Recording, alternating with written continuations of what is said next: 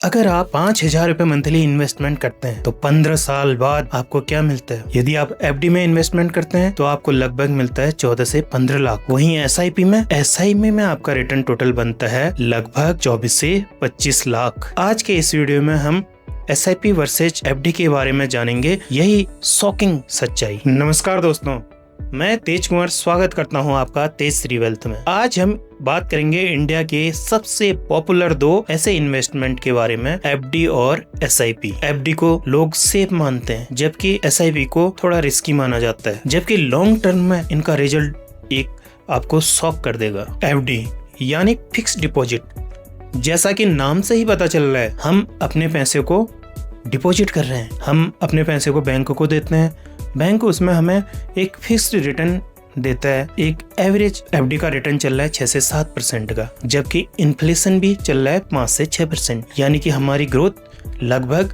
0 है। एफडी में हमें लगातार जो भी इंटरेस्ट आता है उस पर टैक्स भी देना पड़ता है। एफडी में हम अपने पैसे को बढ़ा नहीं रहे हैं, बल्कि अपने पैसे को डंप कर रहे हैं। एफडी को इन्वेस्टमेंट समझने की गलती हमने नहीं करनी है। एफडी भी कई कारणों से उसके कुछ बेनिफिट भी हैं, इसका हम आगे बताएंगे।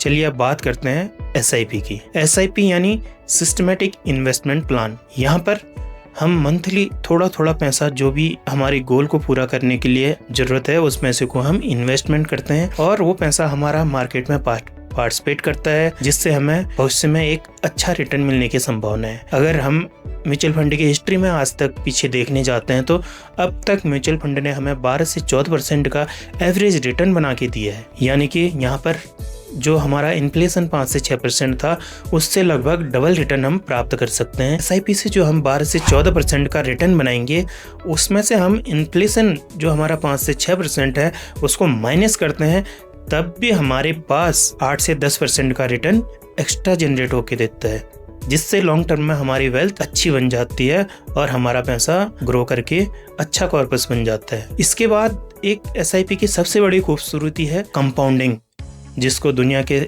सबसे बड़े साइंटिस्ट आइंस्टीन ने भी कहा है कंपाउंडिंग को दुनिया का 8वां अजूबा। यदि हम लॉन्ग टर्म के लिए अपना इन्वेस्टमेंट करते हैं और अपने पैसे को ज़्यादा समय के लिए छोड़ते हैं, तो कंपाउंडिंग ऐसी पावर है जिसमें हमारा पैसा 5 साल, 4 साल, 3 साल, 2 साल, अगर हम 30 साल से अधिक समय के लिए अपने पैसे को रखते हैं तब तो एक साल में हमारा पैसा डबल होने लग जाता है। चलिए एक रियल एग्जाम्पल के माध्यम से हम इसे समझते हैं, जिससे आपको समझने में आसानी होगी। यदि आप 5,000 रुपए मंथली इन्वेस्टमेंट करते हैं अगले 15 साल के लिए, 15 साल बाद आपका कुल पैसा डिपॉजिट होता है 9 लाख रुपए। यदि आप ये पैसा एफडी में लगाते हैं, एवरेज 6% का हम इसका रिटर्न मान के चलते हैं 15 साल के लिए, तो आपका टोटल 9 लाख तो डिपॉजिट होता है, उसके अगेंस्ट आपको मिलता है 14 से 15 लाख, यानी कि आपको नेट इंटरेस्ट मिला है 4 से 5 लाख रुपए। वहीं पर आप इस पैसे को एसआईपी में डालते हैं तो 15 साल तक आप डिपॉजिट वही 9 लाख रुपए करते हैं, जबकि इसके एवज में आपको रिटर्न मिल के आता है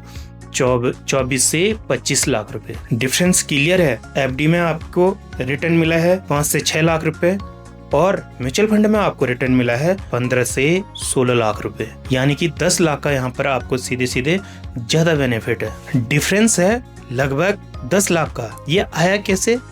सिर्फ और सिर्फ इन्वेस्टमेंट का मेथड चेंज करने से।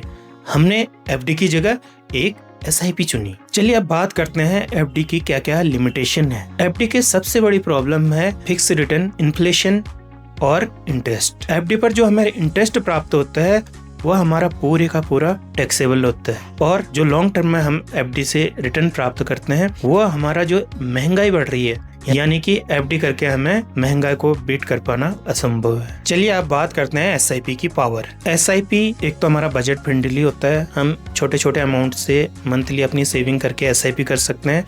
उसके बाद इसकी सबसे बड़ी पावर जो कंपाउंडिंग है, यानी कि हमारा इंटरेस्ट पर इंटरेस्ट बनाकर देता है, जिससे हमारा पैसा जल्दी ग्रो होता है। तो अब बात करते हैं हम एसआईपी किसके लिए सही है और एफडी किसके लिए सही है। एफडी उन लोगों के लिए सही है जो बहुत ज्यादा कंजर्वेटिव हैं, बिल्कुल रिस्क नहीं लेना चाहते हैं, बस वो अपना पैसा बचाने पर ज्यादा फोकस करते हैं, तो उनके लिए एफडी बेस्ट है। यानी वो टेंशन फ्री अपने पैसे को बचा रहे हैं, चाहे पैसा ग्रोथ हो ना हो, उनका पैसा सेफ है। दूसरा, यदि हम हमारे शॉर्ट टर्म के गोल हैं, यानी कि 1 साल में हमें किसी इवेंट के लिए, किसी ओकेजन के लिए अपने पैसे की ज़रूरत है, 3 साल के अंदर हमारी जो भी ज़रूरतें हैं उनको पूरा करने के लिए हम अपने पैसे को एफडी में रख सकते हैं। इसके अलावा यदि इमरजेंसी फंड के लिए भी हमारा पैसा एफडी में रहना चाहिए। और एसआईपी किसके लिए सही है?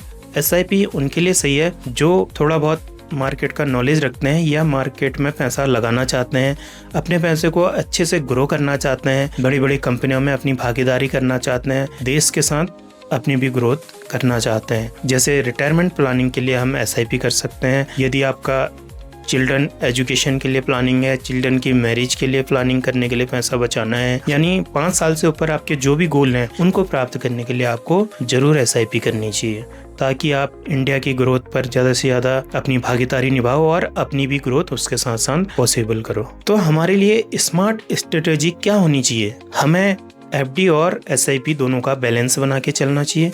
दोनों के कॉम्बिनेशन के साथ हमने यदि हमारे जो शॉर्ट टर्म गोल हैं, इमरजेंसी फंड है, इसके लिए तो एफडी में पैसा रखना है, लेकिन हमारे 5 साल से ऊपर के जो भी गोल हैं उनके लिए हमें एसआईपी जरूर करना चाहिए, ताकि हमारा पैसा हमारे लिए काम करे और लॉन्ग टर्म में हमारे लिए वेल्थ क्रिएशन हो। अगर आप सिर्फ एफडी पर डिपेंड रहते हैं तो आप सेफ तो हो, लेकिन आप कभी रिच नहीं बन सकते हो। यदि आप धैर्य के साथ 15 साल का समय भी आप अगर पैसेंस से देते हैं तो ये आपको करोड़पति बना सकता है या करोड़पति बनाने के करीब ले जाके जा सकता है। यदि आप भी अपनी एसआईपी स्टार्ट करना चाहते हैं तो नीचे कमेंट में लिखें एसआईपी, और आप हमसे संपर्क कर सकते हैं कि कौन से एसेट में आपको इन्वेस्टमेंट करना है, कैसे आपको फंड सिलेक्शन करना है और आपकी क्या स्ट्रेटेजी होनी चाहिए अपनी इन्वेस्टमेंट करने की। वीडियो पसंद आई हो तो प्लीज़ लाइक करें, शेयर करें और प्लीज़ चैनल को सब्सक्राइब जरूर करें। मिलते हैं अगले वीडियो में एक नई जानकारी के साथ।